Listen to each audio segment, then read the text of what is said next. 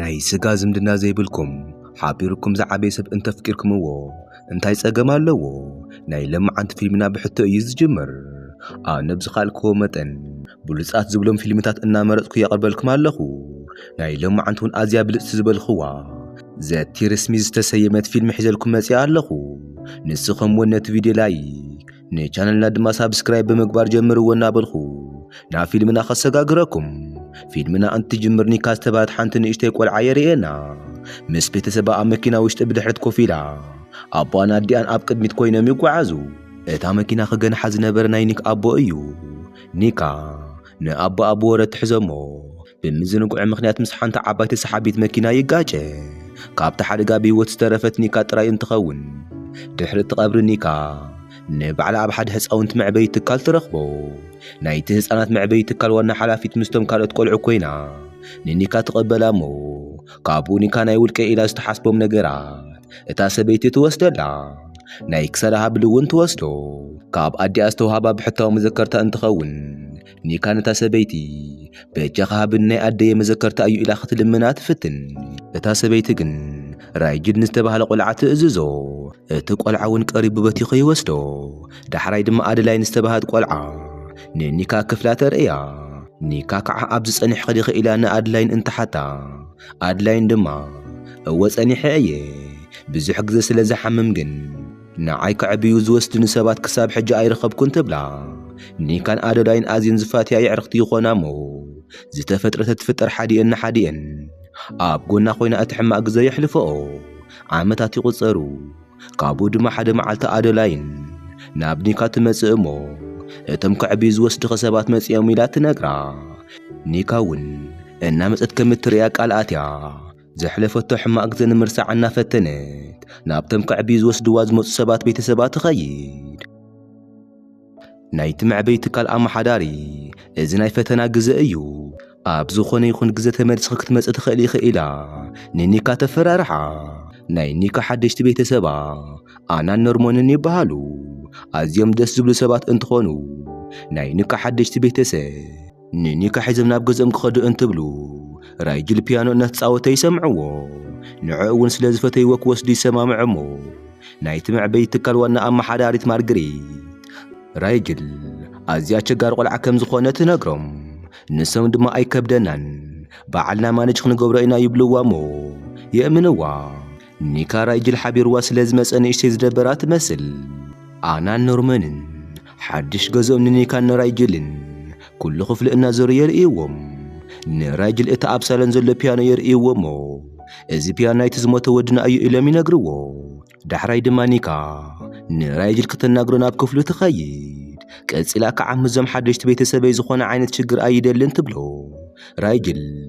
ኣዝዩ ሓሪቑ ካብ ክፍሉ የውፅኣ እሞ እቲ በሪ ይዓፅዮ። ይመሲሞ ድራር ሰዓት እውን ይኣክል። ኩሎም ኣብ ጠረጴዛ ኮፍ ኢሎም ድራሮም ይበልዑ። ኣናን ኖርመንን እቶም ቆልዑ ብዝግባእ ንምፍላጥ ኣብቲ መዕበዪ ትካል እንከለኹም የዕርኽቲ ነይሮምኩም ዶ ኢሎም ይሓትዎም። ኒካ ከዓ እወ ከም ዓባይ ንእሽተይን ኢና ንረአአ ነርና ትብል። ራይጅል እውን ካብኣ ቐፂል ዋላ እኳ እወ እንተበለ ኣእዳው ግን ንኒካ ኣገባብ ኣብ ዘይብሉ ቦታ ይተናኽፋ። ንሳ እውን ስለዘይተመችያ ይቕሬታ ሓቲታ ካብቲ ጠረጴዛ ተሲኣ ትኸይድ። ኒካ ናብ ክፍሊ ኣትያ ንምድቃስ እናፈተነት ቆልዓ እንከላ ዘሕለፈቶም ነገራት ቀስ እናበሉ ናብ ኣእምሮኣ ይመጹ። ኣብ ዝቕጽል መዓልቲ ክልቲኦም ናብቲ ሓድሽ ቤት ትምህርቶም ይኸዱ። ናይ ክፍላ መምህራን ብናይ ኒካ ውፅኢት ኣዝዮም ብምግራም ኩሎም መምህራን ጎበዝ ከም ዝኾነት ይነግርዋ። ራይጅል ምስ ተማሃራይ ይጋጠም እሞ ግና ኣብ መጀመርያ መዓልቲ መምህራን እናማረረ እዩ። እታ ሓዳሽ ኣዲኦም ኣና ናብ ኒካ መጺኣ ኣብ ድራር ሰዓት ራይጅል እንታይ ኮይኑ ዘይመጸ ኢላ ተሓታ። ኒካ ከዓ ደኺምዎ ክኸውን ይኽእል እዩ ኢላ ትምልሰላ። ኒካ ከዓ ንራይጅል ኣዝዮም ብዙሓት ሰባት ክወስዱኻ ሓቲቶም እምቢ ኢልኻ ንምንታይ ምስ እዚኦም መጺኻ ትብሎ። ኒካ ንምንታይ ኢላ እናሓተተቶ ክጋጠም ከሎ ዝተሃረመ ቁስሊ ክትጸርገሉ ትጽጋዕ። ንሱ ግን ምንም መልሲ ከይሃባ ገዲፍዋ ይኸይድ። ኣብ ዝቕጽል መዓልቲ ኒካ ዝተሓጸቡ ክዳውንቲ ናብ ክፍሉ ምስ ኣእተየትሉ ኣብቲ ጠረጴዛ መድሓኒት ትርኢ። ቀፂላ ከዓ እተሰሓቢ ኸፊታ ዝኾነ ነገር ክትርኢ እንትብል ራይጅል ይመጽእ እሞ እታ ኣጋጣሚ ብምጥቃም ተጸጊዑ ገጻ ቀስ ኣቢሉ ይትንክፋ። ኣብቲ ቤት ትምህርቲ ውሽጢ እቲ ቆንጆ ዝበሃል ቆልዓ ቅረቢሉ ንኒካ ከናግራ ይፍትን ራይጅል ብጥቆም እናሓለፈ ዘረቦም ንምትዕንቃፍ ይፍትን እቲ ቆልዓ ከዓ ንኒካ ራይጅል ኣፍቃሪ ክድዩ ኢሉ ይሓታ ንሳ እውን ኣይኮነን ኢላ ምስ መለሰትሉ ንኒካ ሓንቲ ጓል ክላሳ መፅያ ሒዛታ ትኸይድ እዚ ከዓ ክልቲኦም ኣወዳት ገጽ ንገጽ ንኽፋጠጡ ዕድል ይህቦም ድሕሪ ትምህርቲ ንኒካ እና ንራይጅል ክዳን ክገዝሎም ናብ ሹቕ ይወስድዎም ኒካ ቀሚሳ እናተኸድነት እቲ ዚብ ምዕጻይ ምስ ኣበያ ንኣና ክትሕግዛ ትጽውዓ ራይጅል ካብ ዝመጸ ኸይበለቶ ብድሕሪኣ መጺኡ እቲ ዚብ ይሓጽዮ ኣና መጺኣ ናይቲ ክዳን ቅናት ክትገብረላ ትፍትን ንኒካ ግን ሕማቕ ተዘክሮ እዩ ሒዙላ መጺኡ ገና ቆልዓ እንከላ ጥፋት እንተጥፍኡ ምስቲ ዓራት ብቕናት ይእሰሩ ነበሩ ኒካ ብስንባደ ምትንፋስ እናኣበያ ይመጽእ ብጽብሒት ንግሆ ኣና ፍዮር እናተኸለት እንከላ ኒካ ክትሕግዛ ትመጽእ ካብኡ ኣብቲ ቤት ትምህርቲ ዝዳሎ ናይ ፍዮር መሃብ ፕሮግራም እንትሰምዓ ምንግጋር ይጅምራ ድሕሪ መዓልትታት ኣብ ቤት ትምህርቲ ውሽጢ ኩለን ኣዋልድ ካብ ዝፈትይዎን ኣወዳት ዝተፈላለዩ ናይ ሮዝ ፍዮር ይወሃብን ብዝገርም መልክዑ ኒካ ለኮራ እንትኸፍቶ ጸሊም ፍዮር ትረክብ የዕርኽታ እውን እቲ ጸሊም ፍዮር እንትርእያ ትርጉሙ እውን ይነግረኣ ዘደናግርን ሕውሱስ ዝበለ ፍቕሪ ምዃኑ እዩ ዘመላኽት ይብለኣ ኒካ ብቕልጡፍ ናብ ገዛ ትኸይድ እሞ ንራይጅል ንስኻ ዲኻ እዚ ፍዮር እዚ ናብ ለኮረይ ዘእተኻዮ ኢላ ትሓቶ ንሱ እውን ምንም መልሲ ከይሃበ እቲ ፍዮር ካብ ኢዳ መንጢሉ ይወስዶ ከምዚ እናተቓለሱ ናብ ዓራት ትወድቕ እሞ ንሱ እውን ኣብ ልዕሊኣ ኮይኑ ኸናፍሮም ክሰዓዓሙ ዝተወሰነ ርሕቐት እዩ ዝተርፎም ኣብዚ መንጎ ኣና ትጽውዖም እሞ ኒካ ደፊኣቶ ናብ ኣና ትኸይድ ኣና ዝጸውዐታ ንኒካ ኣብቲ ቤት ትምህርቲ ዝፈትያ ወዲ ንኣና መጽሓፍ ክምልሰላ መጺኡ ስለ ዝነበረ እዩ እቲ መጽሓፍ ምስ ሃባ ኣይስክሬም ንበልዕ ኢሉ ንኒካ ሒዝዋ ይወፅእ ራይጅል ብፍኒስትራ ኮይኑ እቲ ዝፍጠር ኩሉ ይርኢ ነበረ ድሕሪ ዝተወሰኑ ሰዓታት ኒካን እቲ ቆልዓ ናብቲ ገዛ ይምለሱ እዚ ቆልዓ ስምዒቱ ክሓቢ ኣይደልን ንኒካ ከም ዝፈትያን ካልኣይ ክርያ ከም ዝደሊ ይነግራ ናብ ገዛ እንተኣቲ ራይጅል ፒያኖ እናተጻወተ ትረኽቦ ካብኡ ንምንታይ እዩ ተኸቲሉ ንዝመጽእ እናበለት ምሕሳባ ተቐጽል ራይጅል ርእሱ ይሕመሞ ፒያኖ ምጽዋት ኣቋሪጹ ርእሱ ይሕዞ ኒካ እውን ናብኡ ጽግዕ ትብል እሞ ክትሕግዞ እንትፍትን ተሲኡ ይቁጣዓ ንሳ ኸዓ እንታይ ኢኻ ዝትደሊ ንምንታይ ኢኻ ተደናግረኒ ኢላ እንተሓቶ ራይጅል እውን ምንም ነገር ከይመለስላ ገዲፍዋ ይኸይድ ኒካ ኣዝያ ትደናግር እቲ ንኒካ ዝፈትያ ወዲ ድማ ተጋጢሙ ገጹ ተሃሪሙ ፎቶ ይልእኸላ ካብኡ ድማ ራይጅል እዩ ከምዚ ገይሩኒ እንትብላ ብዙሕ ከይጽንሐ ራይጅል እውን ናብ ገዛ ይመጽእ ናብ ገዛ እንትመጽእ ንሱ እውን ተጎዲኡ ስለ ዝነበረ ኒካ ብናይ ራይጅል ጸባይ ኣዝያ ሓሪቐን ኣማሪራን እንታይ ኢኻ ትገብር ዘለኻ ኢላ እንተሓቶ ራይጅል ብዙሕ መልሲ ክምልሰላ ኣይከኣለን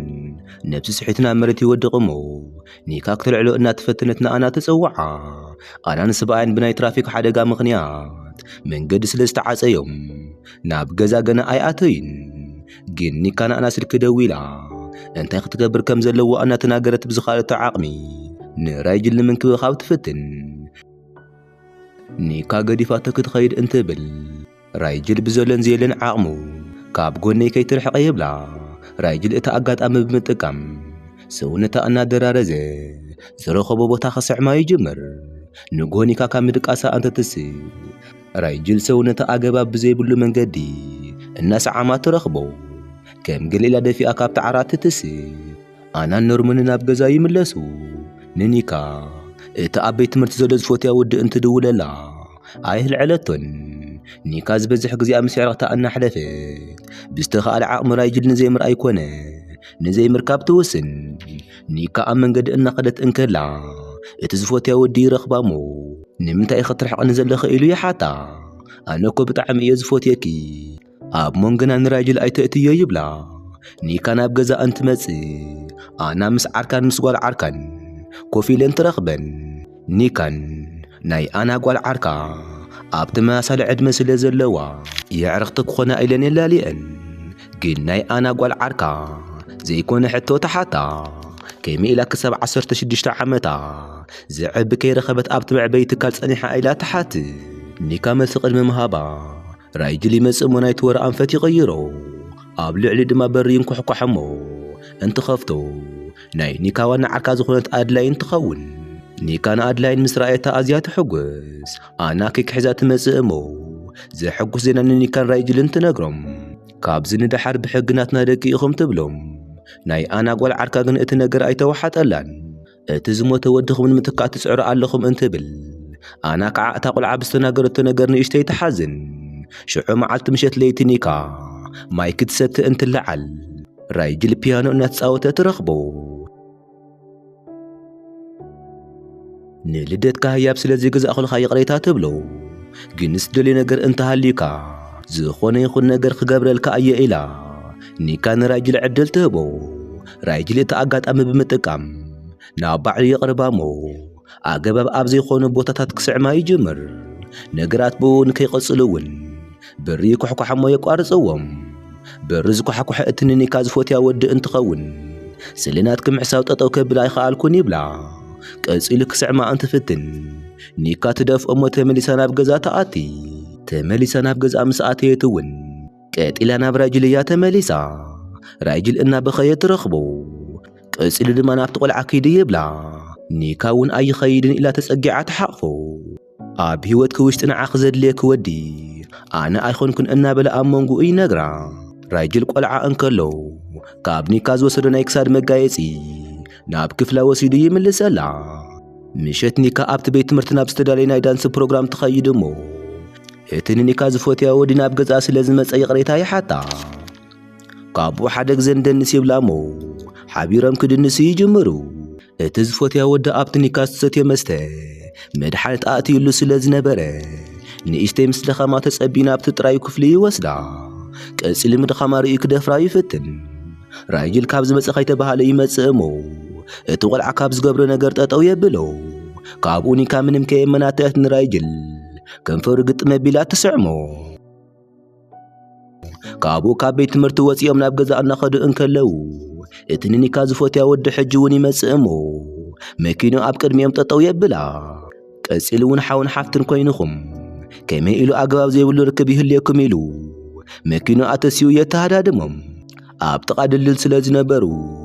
ኣማራጺ ምሳኣኑ ካብቲ ድልድል ዘሊሎም ናብቲ ቃላይ ይኣትዩ ኒካ ናብ ሃልዋታ ምስ ተመለሰት ንባዕላ ዝረኸበቶ ኣብ ሆስፒታል ውሽጢ እንትኸውን ዓይና እንትገልጽ ኣብ ጥቓ ዝረኸበታ ዓርካ ኣደላይን እያ እቶም ቤተሰባ እውን ካብኡ ኒካ መጀመርያ ዝሓተተቶ ሕቶ እንተሃልዩ ራይጅል ከኣበይ ኣሎ ዝብል ነበረ ንሰሙን ራይጅል ኣብ ኮማ ውሽጢ ከም ዝኾነ ይነግርዋ እዚ ጥራይ ዘይኮነሲ ራይጅል ክሕከም ዘይኽእል ናይ ርእሲ ካንሰር ከም ዘለዎ እቲ ዶክተር ይነግሮም ካብኡ ራይጅል ኣብ ክፍሊ ኣቐሚጥላ ዝነበረ ህያብ ይህብዋ ካብኡ እንትኸፍቶ ገና ቈልዓ ኾና ናብቲ መዕበይ ክትኣቲ ከላ ካብ ክሳዳ ዝወሰዶ ናይ ክሳድ ሃብል ትርእዮ ኒካ ንራይጅል ክትርእዮ እንትኸይድ እታ ናይ መዕበይ ትካል ኣመሓዳሪት ኣይትርእዮን ተመለሲ ኢላ ተባርራ ኒካ እውን እቲ ነገር ሒዛ ነታ ናይ መዕበይ ትካል ኣመሓዳሪት ክትኸሳ ትውስን ኒካ ቈልዓ እንከላ ዝበጽሕዋ ነገራት ከም ገለ ኢላ ንባዕላ ብምብርትታዕ ተናጊራ ፍትሒ ንምርካብ ትጽዕር ድሕሪ እቲ ፍርዲ ኒካ ሃዲማ ናብ ራይጅል ትኸይድ ከም እትፈትየን ኩሉ ግዜ ክሕልያ ስለ ዝጸንሐ ከም ተመስግኖ ትነግሮ ካብኡ ብዙሕ ምስ በኸይት ኣብ ጎኑ ኮላ ድቃስ ይወስዳ ኒካ ካብ ዝደቀሰትሉ እንትነቅሕ እውን ናይ ራይጅል ኣጻብዕቲ እናተንቀሳቐሱ እንትኾኑ እዚ ጥራይ ኣይኮነን የዒንቲ ገሊጹ ንዓኣ እናርኣያ ነበረ ኒካ እቲ መፍርሒ ቁልዕነታ ሓሊፋ ኣብዚ ሕጂ ስለ ዘላ ንፈጣሪኣ ተመስግን ናይ ፊልምና ታሪኽ እውን ኣብዚ ይውዳ ናይዞም ቆልዑ ፍቕሪ ትኽክል እዩ ኢልኩም ተኣምኑሉ ዶ እስኪ ሓሳብኩም ርእይቶኹምን ኣብ ኮመንት ኣካፍሉኒ ክሳብ ብኻልእ ፊልም ንረኸብ እውን ስስናዩ ንዓኹም ይኹን